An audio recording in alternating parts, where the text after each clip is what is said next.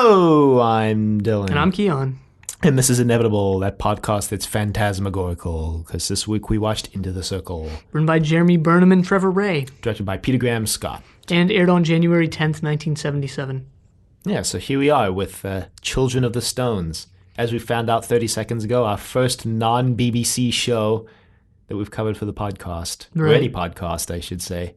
Yeah, this show was done by HTV, which is now ITV West or something like that. Nice. Well, so we should quickly explain that this is season 2 of Inevitable. Classic sci-fi podcast. Season 1 was Star Cops. Star Cops. It's that forgettable, huh?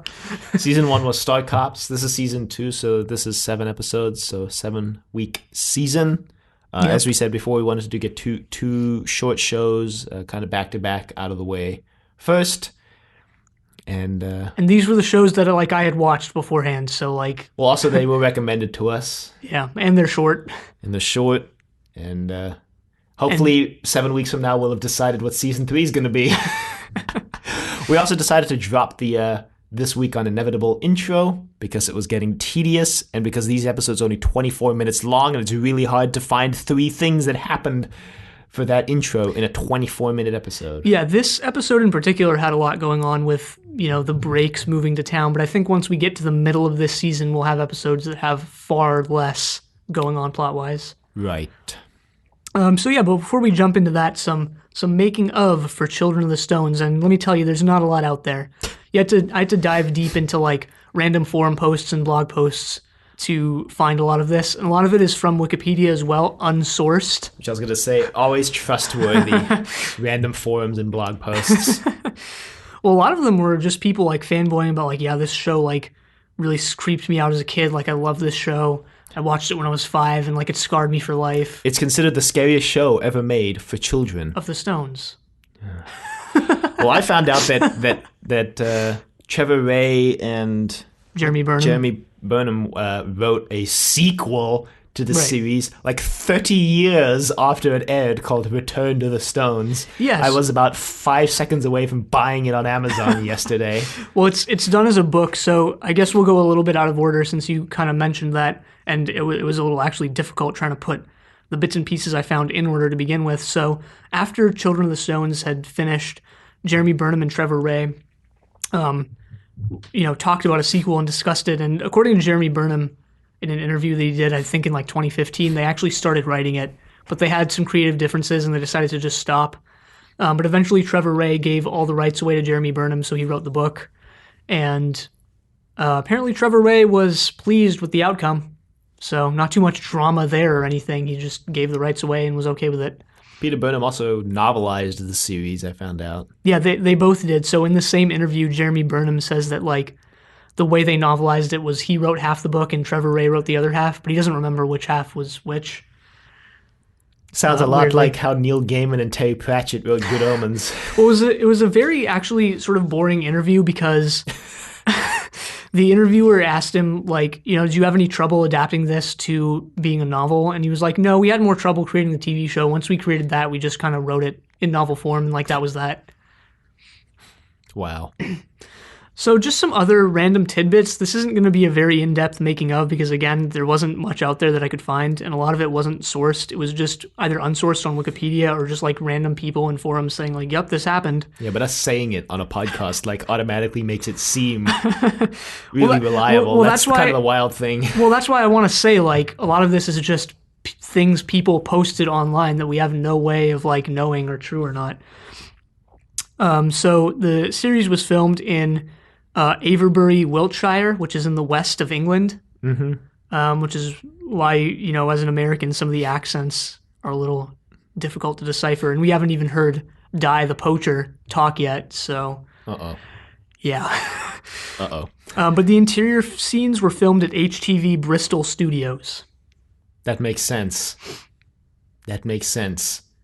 Given how the classroom allegedly filmed at HTV right. Studios in Bristol. Given how the classroom looks nothing like a classroom. Yeah. Looks more like just someone's a random house. Room in a library or something. So Sidney Sager composed the music for Children of the Stones, which is Yes. one of the most memorable things about it, I think. Coming up hot off the heels of Star Cops with its memorable music, we get this, which is 10 times more fitting, I think, and 10 times creepier. Yeah, the music reminded me a lot of, I guess not a lot of people have seen this movie because it came out this year, but Midsummer. Just the choral chanting. Yeah, apparently the chanting and the choral, all the choral portions were done by the Ambrosia Singers, which is apparently some well-known London choral group. Again, allegedly. I think that one had a source. I'm not sure. But was it a reliable source? I don't know. So a little bit of nepotism for you. The woman who played Margaret, her name was, Veronica Strong, was actually Jeremy Burnham's wife. Nice. Yeah.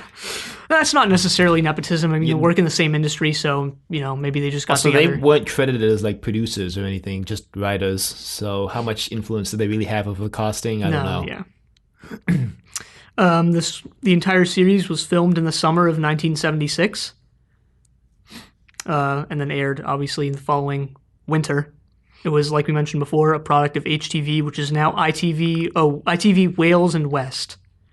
Apparently, this show was part of like a regional strategy that they had going on back in the day.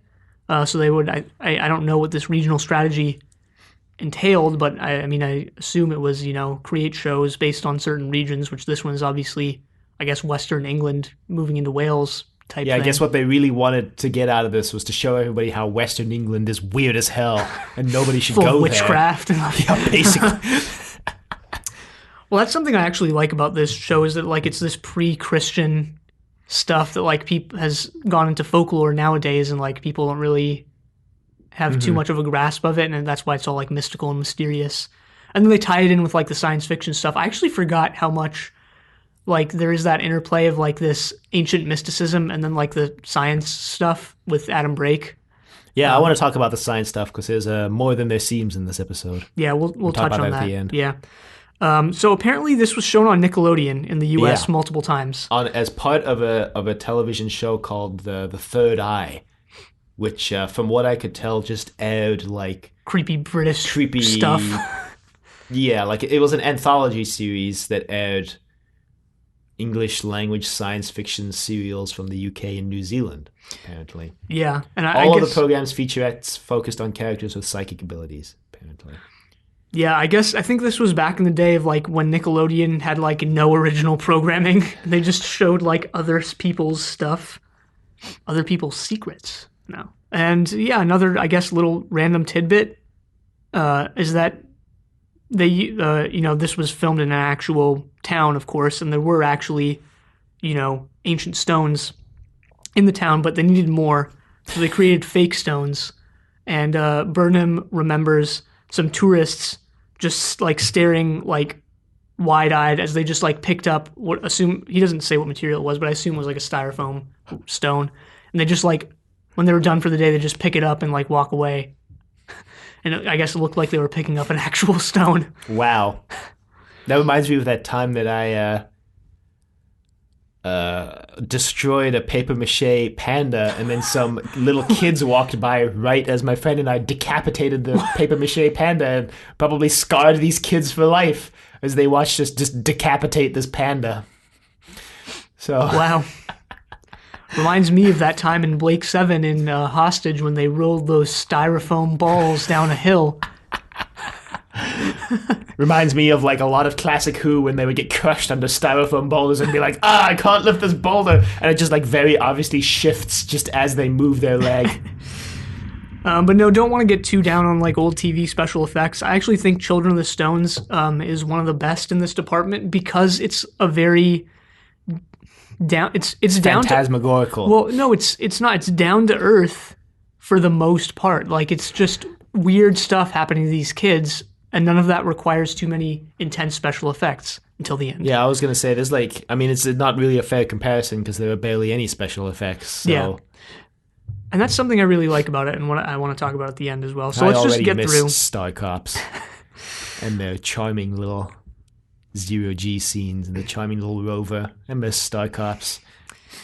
So a book that was said to be an inspiration for this show by Burnham himself, so I think we can trust this, is a book called The Old Straight Track by Alfred Watkins. This is a nonfiction book that tries to map ley lines in Britain. Because ley lines are like a real idea. I don't want to say they're a real thing. They're a real idea that some people believe in. Right, and they're not made up. They're not made up for this show. So, oh yeah, that's all I had. Yeah. Oh yeah, that's all I had. Like I said, it's very difficult to find reliable info about this show. Right.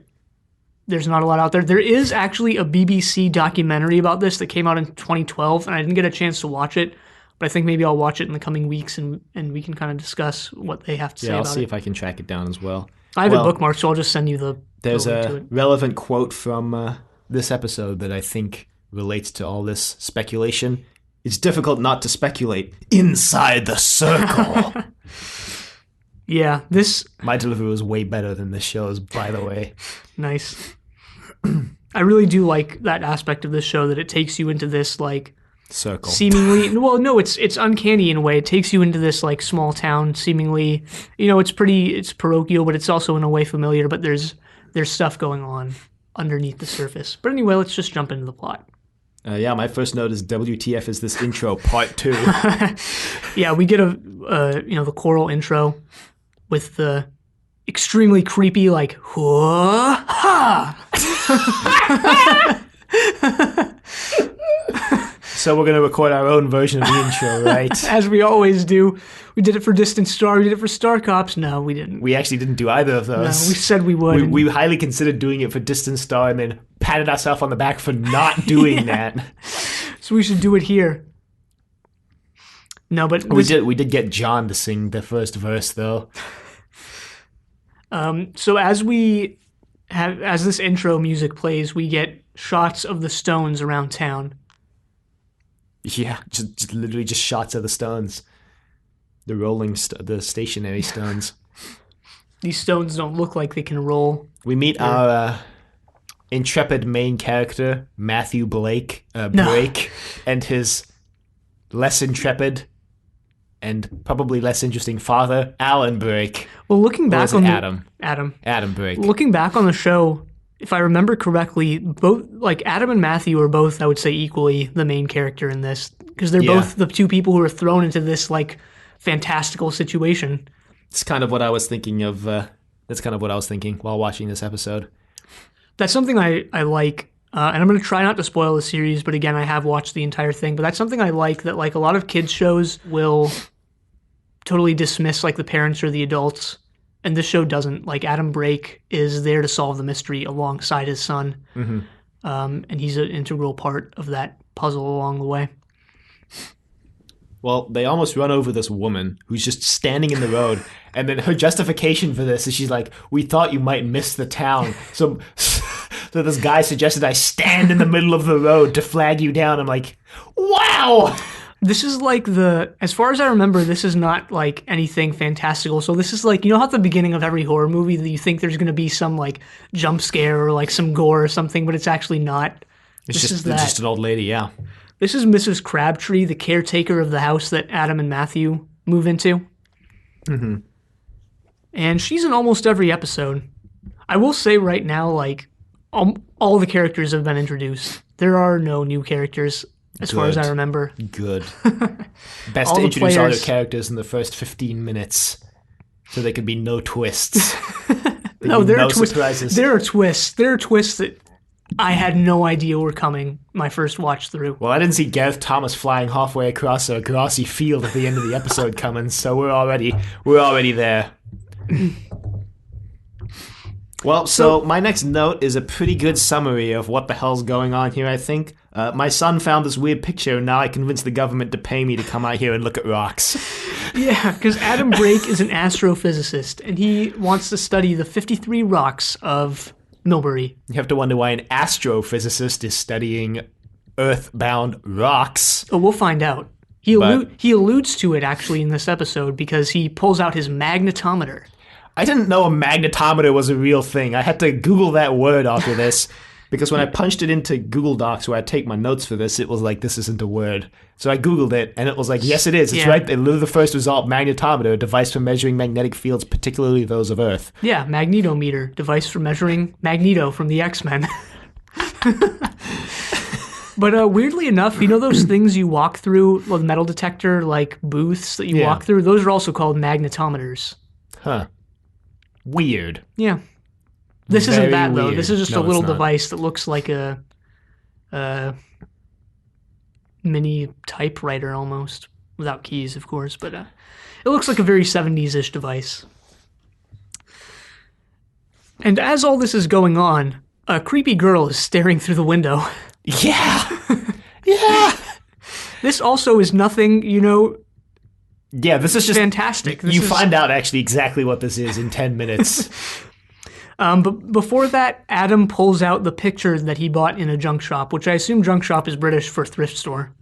Yeah, I think so. And it is a town that looks strikingly like Millbury in ancient times, with a circle of stones and a satanic ritual going on, and a huge serpent flying into the quote-unquote camera, or like the frame. Yeah, and for some reason, this convinces Adam and Matthew to like go to the town and investigate. Like that was the train of thought here. Was like, yep, this painting, it couldn't possibly just be the work of some painter, a work of imagination. No, we've got to go to the town and find out. And they were right, as we'll find out. They were right. That's the most bizarre thing to me about this, is that they were convinced by this painting that just for some reason they thought it was just like a depiction of reality. Well, we do get in this scene, or maybe it's later on actually, that Matthew's mom is dead. So maybe they've just like stopped caring about like life, and they're just like, you know what, we're gonna wing like this thing. Well, Adam's like, I can only be here for like 2 months because that's how much funding the government gave me to do this. Yeah, Adam is like, I've talked to people who had their PhD and stuff, and they like convince the people funding them, like, yeah, trip to London, like this is part of research, like, yeah. So Adam seems like he's really cashing in on this. Then again, Millbury seems like a pretty boring town. So, well, yeah, so far, the far. government probably didn't care. Cause like, you're going to Millbury. Thank God you're not bleeding us for money to go to like Paris. So when Crabtree sees this painting, she faints. Weird. And then we're introduced to Raphael Hendrick, who, I forget his actual role in the town. He's like the pastor or something. I don't honestly remember. He is a major player. But yeah, he's played by Ian Cuthbertson, which we'll touch on the actors after this. So Matthew goes outside, and there's a kid weirdly waiting in front of his house. He's like, hey, want to go on a bike ride? They go on a bike ride, and on the bike ride, Matthew like hallucinates that he's about to get hit by a train or something. A truck, yeah. And then another guy's like, hey, what's going on? And then they go to this ice cream store, or just the general store, I guess. Yeah. And then Sandra's there. And then, I don't know if you noticed this, but when Matthew delivers this line about Sandra like staring through his window, his face looks like this. His eyes are like wide open, like bug-eyed. He doesn't blink. He just stares at her wide-eyed, and I'm like, whoa, that's a little creepy. Returning the favor, Maybe. But no, we find out that Sandra has also recently moved to town because her mom is the new curator at the Millbury Museum. But then the other kid is like, she's not a happy one, and I'm like, that's a little weird. I wonder if that's going to come into play, because they do bring it up later. Yeah, it definitely comes into play. And Matthew asks Bob, that's the kid's name. Oh, that one's Bob. I was like, when they name one of the kids Bob, I'm like, his name is Bob? Are you for real?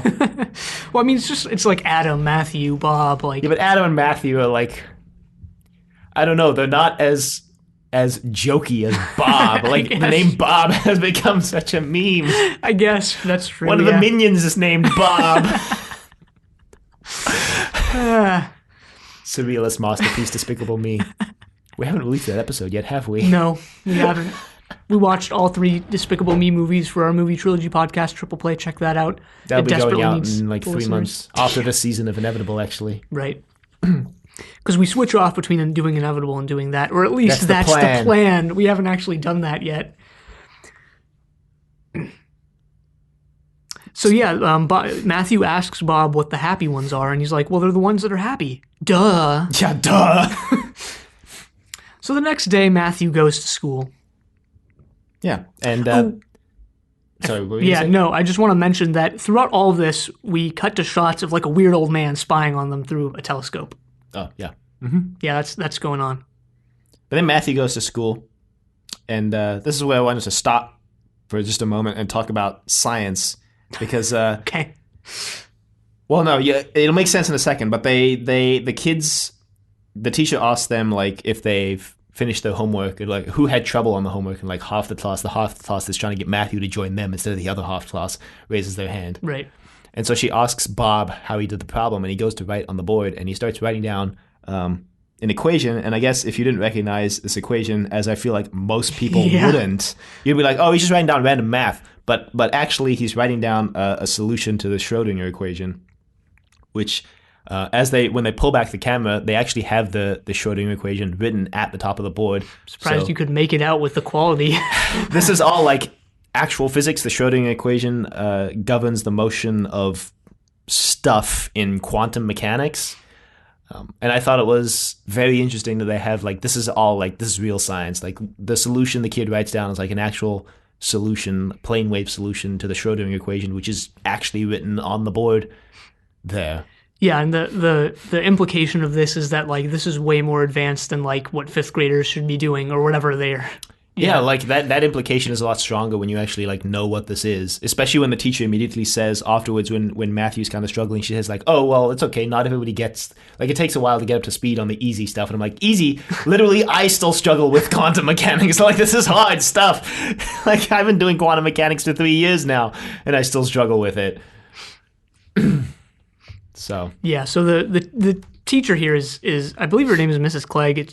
She's, pretty bad. She's divided the class in half between the people who can do this stuff and the people who can't. Right. So right away you get like, okay, the ones who can are the happy people. There's like something wrong with them. And Segregation. Then the only other three in the class are Matthew, Sandra, and some other kid, or two other kids. And Bob. No, Bob's one of the happy ones. Oh, Bob's one of the happy ones, you're right. We get a funny line of like this girl who's apparently struggling on like some basic math, like 1 + 1 type stuff, and the teacher makes fun of her, says like, you don't even know what 1 + 1 is, and she's like, well, we're farmers. When you add 1 and 1, you usually get 3. Wait, what? So yeah. Well, then we cut to Adam, and he's talking with Sandra's mom at the museum. He meets Sandra's mom, whose name again I'm forgetting. I think it's Margaret. Yeah, it is Margaret. So he meets Margaret at the bar. He and Hendrik go get a drink. Bar in this town. Well, I think there's a pub in like every British town. So where else are you gonna get your fish and chips? So yeah, he meets her. She's the museum curator, and they go to the museum, to this little underground or basement room. She talks to him about the rocks, and he's like, wow, you've got a good memory. And she's like, actually, I'm just reading it off the wall. Yeah, so we learned some pretty integral information about the rocks here, and as far as I remember, this is all pretty important. So, oh shoot, I didn't pay that much attention. Well, there are 53 rocks in town. Each one is a source of magnetic power, but there used to be more. There used to be like over 100, and the ancient inhabitants of the area believed that burying one rock per year would give them good luck or something. And this is, I'll just say right now, because this is something I wanted to touch on, like rewatching this show makes a lot more sense. Like the show makes a lot more sense on the second watch through. Mm-hmm. Because this is a show like, I think like if you, for example, knew what was going on from like the first couple of episodes, I would be surprised. Because when I watched, I thought I knew what was going on. And then like episode 6 and 7 happened, and I was like, oh, I didn't know anything. I have no idea what's going on. But I do know that Adam's kind of jumping to conclusions already because, what's her name, Sandra's mom? Oh, God. Veronica. Margaret. Veronica. She's played by someone named Veronica, right? Margaret mentions that there's like 53 ley lines in the city, and then Adam's like, and how many stones are left? 53. And I'm like, yeah, but there were more than 53 stones before, right? So the whole ley line stone thing could be a coincidence, right? Like that doesn't. Well, I think it was that, the stones that are buried are not, because she describes ley lines as like connecting ancient sources of spiritual energy. So I think once the stones, the implication there is that once they're buried, they're no longer part of this network or whatever. Well, I just find it weird that Adam's like already jumping to conclusions that the ley lines and the stones are related because like there were more stones before, but he doesn't necessarily know that there were more ley lines before. So there could have been 53 ley lines and like 56 stones like a while back. But it is just like a number coincidence that he points out there. And Adam says like he doesn't believe in ley lines, but I think he's kind of thinking maybe this has something to do with like the magnetic force of the stones. But another bit of information here is that they actually uncovered a human skeleton buried alongside one of the stones. And this is actually important. This is actually integral to like understanding the plot of this show. Yeah. That's what I said. What? When I first watched this. Like, so remember this guy who got buried along with a stone. Yeah. Well, not much more happens. Margaret asks Adam to touch one of the stones, and he's like, why? And she's like, I want to know if you're the kind of man that I think you are.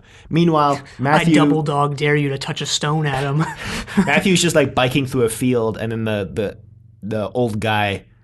just jumps in his way. Like, it seems like people like to do that here. Yeah, it kind of jumps in his way, but then Matthew just like bikes into a fence, which I wrote would be impressive if it wasn't so pathetic. He dies. Just kidding. Matthew just dies, no. And then Adam touches the stone, and he's like having these visions of spooky, scary skeletons. And people like dying. I don't know if you could make it out, but it's supposed to be like Adam, or it's supposed to be himself and Matthew and like Sandra dying. Oh, yeah, I couldn't make that out. It just looked like random people dressed in blue. Then he goes like flying backwards 50 feet. And then we get the creepy outro music. And we skipped the scene where the kids are arguing over like the soccer team or whatever. Oh, yeah. And Bob is like all smug about it, and one of the kids punches him, and he just gets up and he's like, see, that didn't solve anything. Yeah, but what's hilarious is that he's like, go on, punch me. And then he punches him, and there's like this look of surprise at first. He's like, damn, didn't think that kid was going to punch me. Like, actually punch me. There's also, I don't know if you know anything about this, but like halfway through the episode, it just says like end of part 1. And then it says beginning of part 2. It's kind of weird. I don't think that these were broadcast separately. Yeah, because I think this is episode 1, Into the Circle. It's just like, this is part 1 of episode 1, and now we're moving into part 2 of episode 1. Maybe I guess that's where they put the ad break. Yeah, that's what I would assume. It'd be weird if they put it anywhere else, actually. And that concludes episode 1 of Children of the Stones. Right. Whack. It gets even more whack. Does it? Yeah. Oh, no. And I was actually surprised how much I really enjoyed this second watch of this episode. I'm looking forward to watching the rest of the show. I think this is actually a really strong series, especially getting all the little clues, because there are a lot of little clues in this episode as to what's going to come later. Yeah, that's like I was watching The Incredibles the other day, and I didn't realize how many clues there were as to what's going on with Syndrome before they actually reveal it. I never noticed that, like, when you first see the family at home, Bob picks up a newspaper and there's a picture of Gazer Beam, and he goes, Gazer Beam's missing. Never noticed that scene at all. It's it's not that hidden. I just never noticed that scene. And then I noticed they even mention it again when him and Frozone go out, like, in the car, and they're like talking. They're like, "Oh yeah, Gazer Beam like went missing." And Frozone's like, "Yeah, it's pretty weird." Well, I think that just goes to show you that, like, what writers of story, and I think this is mostly for like TV and movies and stuff like that, rather than books, because it's, I think, easier to draw attention to certain things in writing at times. But like, it just goes to show you that like TV and movie writers often have a very different idea about what stands out in their story versus viewers, because, like, I don't know, perhaps Burnham and Ray thought that, like, this guy buried with this stone and the skeleton they uncover was like a vital piece of information that people would pick up on. Mm-hmm. Yet my first watch through, like, I completely forgot about this guy. The skeleton, yeah. Yeah. Like, it's something you totally it's just something gloss I over. already forgot. Like, yeah. And you were like, I didn't remember it till you mentioned it, and I was like, oh yeah, that was a thing. And then you're like, it's an integral part. And I'm like, what? Yep. So, and yeah, it just goes to show you that, like, viewers, I think, focus on very different things sometimes. Well, also it's like the actual like execution of the writing draws your attention to different things, right? Sure. I don't know if you had any topics you wanted to touch on that you didn't No, already. I just mainly want to talk about how it's interesting how there's actually quite a bit of science in this, like real science with that chalkboard with the Schrodinger equation and the time dependent Schrodinger equation, I might add, which is more difficult to solve than the time independent one, although not by Gotcha. much. Yeah, this show definitely like integrates to like because I remember when we were watching Star Cops, I was like, is Children of the Stones even really like would I even call that sci-fi? But like, yeah, now that I remember more about the series, I'm like, yeah, I guess I would.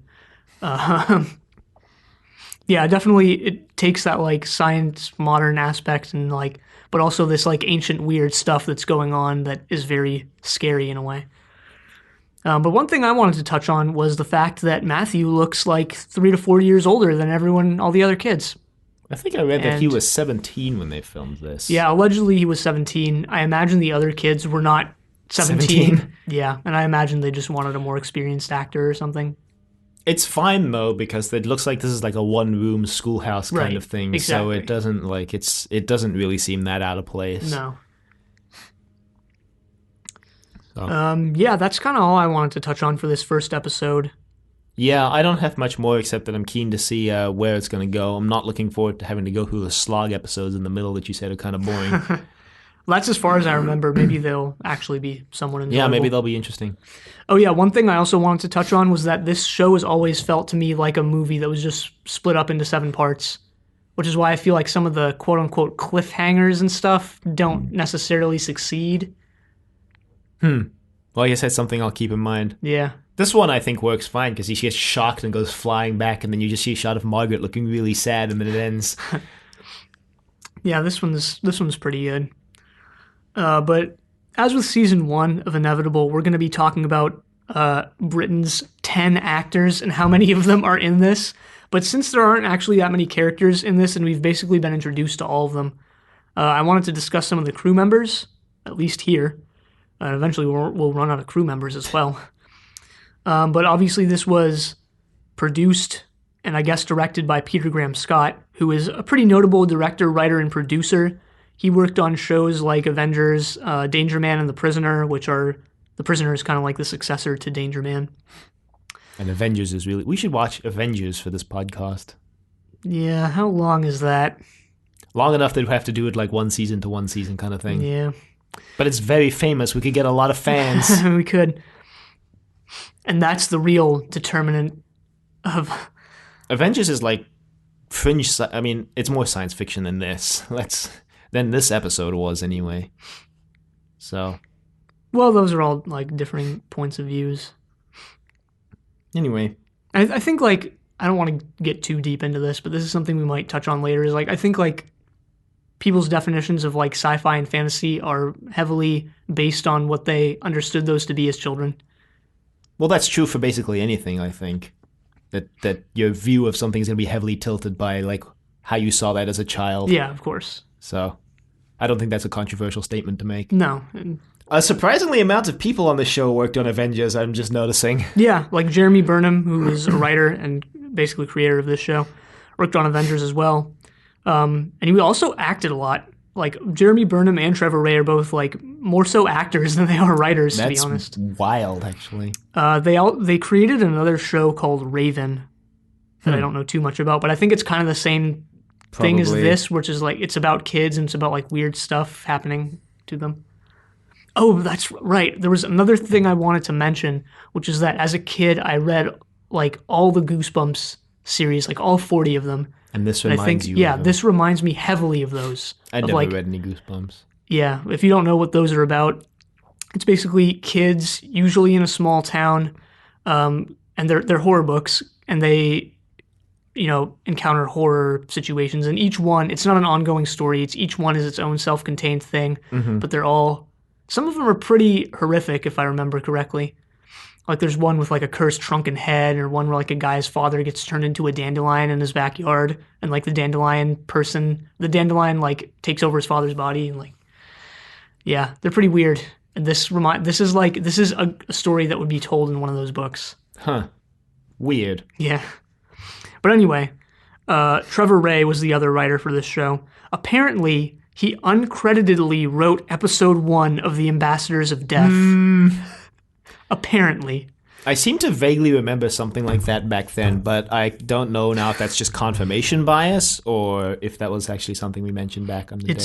I found it on multiple sites, including IMDb, so maybe they're just getting their sources off of each other. Yeah, maybe it's just a circular train of sources. He, again, did Raven with Jeremy Burnham. He acted in Doctor Who. He was the ticket collector in Doctor Who and the Silurians. Damn, I don't even remember who that is. Cool. He acted in Z-Cars, and he acted in like 40 other things. Again, like Jeremy Burnham, he's more of an actor than he is a writer. Well, I guess that's a good segue into the actual actors, like Gareth Thomas. Right, he's the biggest one in this, and probably the best actor in this. Maybe. And from what I read, they cast him because they wanted like an experienced actor. Yeah, and as he was in Blake 7, he's great. Yeah, he's great. But some of the other stuff he's been in that we never mentioned on Blake 7, surprisingly. Yeah. Besides, I think, Doctor Who and Avengers. Some of those? Sure. We've got,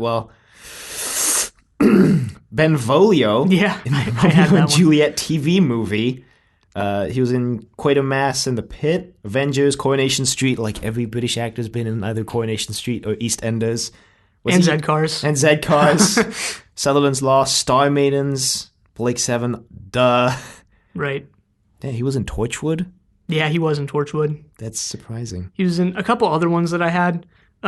He played the leading role in a show called Morgan's Boy, which apparently he said that's his favorite role. Although obviously he's most famous for Blake. And it's also weird to me that here he's Adam Brake, and like next year he'll play Raj Blake. He was in a show called Knights of God, which I've actually watched portions of. That's kind of weird. Yeah.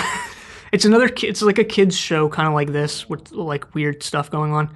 He was in a show called London's Burning. Again, I've just picked up on the ones that seem like major roles for him or that seem like major shows. I don't really know what some of these are. And he was in a show called Distant Shores in like the mid-2000s. I recognize that name of that show, but I don't know from where or why. I looked it up. It just seemed like a sort of a drama series. We have Peter Demon playing Matthew Brake. Mm-hmm. His acting career is minuscule. The only other like really notable thing that I saw was that he played Robin Hood in The Adventures of Young Robin Hood, but he only has 6 or 7 credits on IMDb or something like that. We have Veronica Strong playing Margaret. More Avengers. Right, Avengers. She was also in Sutherland's Law. A lot of actors in this were in Sutherland's Law, which I don't even know what Sutherland's Law is, but she was in it. And she has an extensive career as well. She has a lot of other credits. We have Ruth Dunning playing Mrs. Crabtree. I don't know why I looked her up, but she also has a very extensive career and is in the shows that you would expect a British actor to be in. Coronation Street. Yeah. EastEnders. Probably. We have Catherine Levy playing Sandra. She was in a TV production of David Copperfield. She was in The Day After Tomorrow, which is not the one you know of, not the one you're probably thinking of. Not the new one, but it's a TV movie called The Day After Tomorrow from the 70s, and it was created, as far as I know, by much of the same team that created Space 1999. Maybe we can watch that. Yeah, if we find we could do like a TV movie season, like a cult TV movie season. She was in a show called Winston Churchill. We could watch Quatermass. Sorry for not. We watched Quatermass in that season too. Quatermass could be its own season in a way. There's like what? There's 3 core movies, and then there's the 4th one that they made, but then there's more stuff. But we'll have to decide. She was in something called Winston Churchill: The Wilderness Years. I don't know what that is, but it looked interesting. And then we have probably the other most famous actor, Ian Cuthbertson, or Ian spelled E-I. God, this is hard Ian to read. Spelled E. I-A-I-N. So like Yane. Like how you would spell Ian if you were, I was going to say Welsh. So he's either more famous than or as famous as Gareth Thomas, and he's been in many things. Avengers, obviously. He was in something called Tom Brown's School Days, which looked like a major role for him. Something called Budgie, which also looked like a major role for him. He was in The Stone Tape, which is like a Nigel Neal TV movie that I've actually watched and is really good. Add that to the TV movie season. Yeah. We could do like a Nigel Neal season, actually. He was also in Sutherland's Law. He was in Survivors, that Terry Nation show that he created before Blake 7. Oh, we can add that to the list, too. We can watch that, too. He was in Z-Cars. He played Garen in the Ribos operation on Doctor Who. That's where I remember him from. Oh, yeah. Mm-hmm. He was in something called Charles Endell Esquire. And he was in a show that came out in the late 80s called Super Gran, which is about a grandmother with superpowers. Man, the 80s were weird. The 80s were weird. You know, back when we watched Star Cops, I actually mistook David Calder for Ian Cuthbertson. And now that I've watched both of these back to back, they don't actually look that similar. Yeah, not really. Also, Ian Cuthbertson, I don't know how tall he is, but he looks like a freaking giant. Like, he looks like he's at least 6'6" or something. I don't know if that's true. Could just be the camera playing tricks on my eyes. Well, I'm going to find out for you. Right, are we Googling right now how tall he is? No. My guess is that he's 6'6". How tall is Ian Cuthbertson? 6'4". Damn. So he is pretty tall. He is pretty tall, yes, he is. Google repository of all knowledge. People also search for Bernard Cribbins, 5'10". Adam Faith, 5'5". Anne Lancaster, 5'3". So yeah, that's almost every single actor in this show. We're actually introduced, the only other major character we don't know, I think, is Dai, who is the guy who's been spying on them through the telescope. So we're more formally introduced to him next week, I think. Nice. So we'll talk about him next week so that we actually have an actor to talk about next week. Yeah. Well, I don't have anything else to talk about. Yeah, for neither this do I. episode. Also, you can email us at thedoctor@decorative.com. Questions, comments, concerns, angry rants, love letters, your thoughts on Children of the Stones. You can find us on YouTube at Decorative Vegetable. You can find us on Apple Podcasts, Google Play, and Spotify, all at Inevitable at Classic Sci-Fi Podcast. Be sure to leave a rating if you like the show. Check us out on Facebook, Trust Your Doctor. Like us on Facebook, also check us on Twitter at TYD Podcast, and follow us on Twitter. And next time, we're going to be watching Circle of Fear. But until then, the end.